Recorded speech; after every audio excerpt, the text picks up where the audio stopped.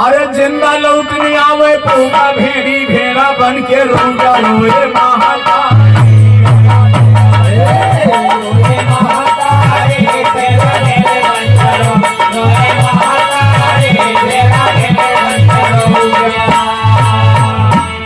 चाहा कुशल तो जित हटा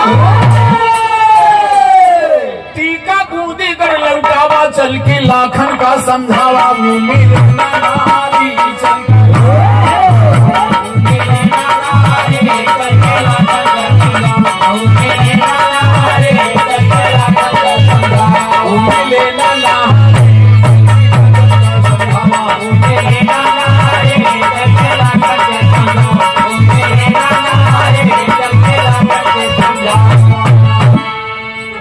कहाँ जोड़ के काटा ना कनौज के नाथ ऐसन भले काट लम्बा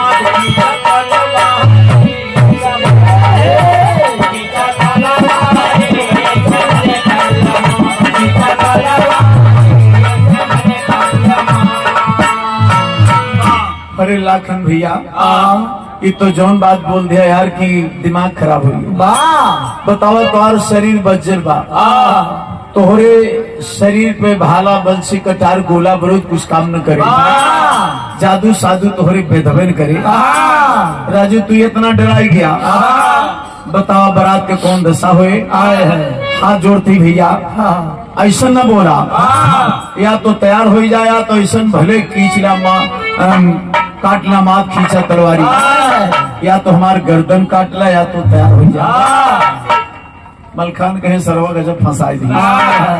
या ते का मार दिया तो तैयार हो जाए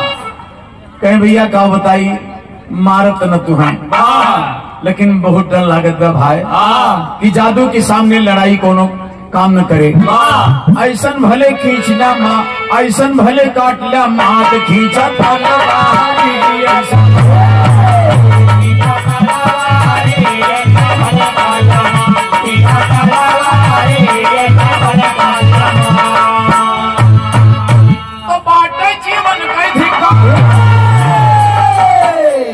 उधर डांटत है मलखान भैया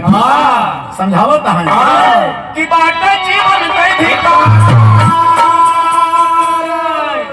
शेर भागे देख सियार जैसे मूसा व बिलरिया फटका